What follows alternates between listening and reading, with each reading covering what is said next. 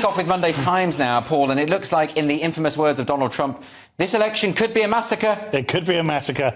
And to be fair, if Donald Trump said that, there'd probably be a 48 news cycle about how he was going to try and kill all Americans. But anyway, Tories will win 98 seats to Labour's 468, says poll. And this is a 15,000-person MRP poll conducted by Survation, so that's given it some sort of validity. But that's quite a lot, actually, isn't it? Is a high... In terms of a sample. Yeah, exactly. And it's done in Bristol, though, so maybe it doesn't count. Yeah, there's still real people in Bristol, mate. Honestly, didn't you perform? Anyway, it doesn't matter. But put Labour on 45% of the vote with a share of 19-point lead over the Conservatives at the moment. This is a bloodbath, to use another Trumpism. It is. And can you imagine 500 Labour MPs in Parliament by the end of the year? It's like a nightmare. Well, it could be, only because some of them are so incredibly progressive that they'd probably make us all trans.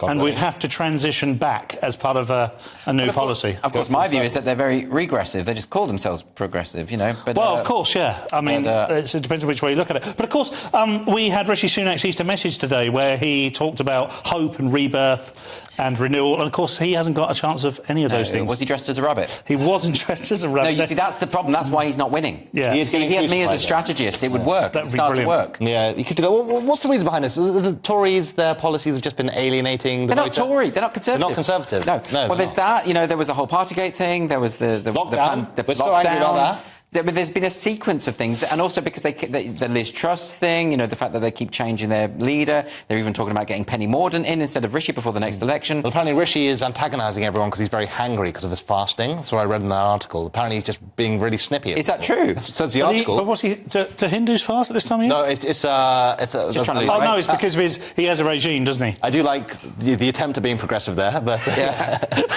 Yeah, but that's it. I mean, it is pretty bad. I mean, if Tories end up with just under 100...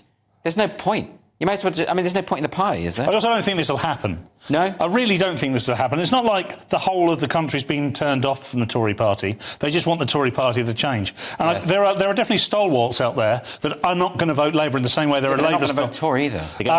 Well, they might go to Reform and you end up with a split on the right. Do you know what? I want these smaller parties to make some progress. I want the SDP to be in Parliament. Well, because we don't like this first-past-the-post business, No, do we? we do not. I want proportional representation, and I want it now.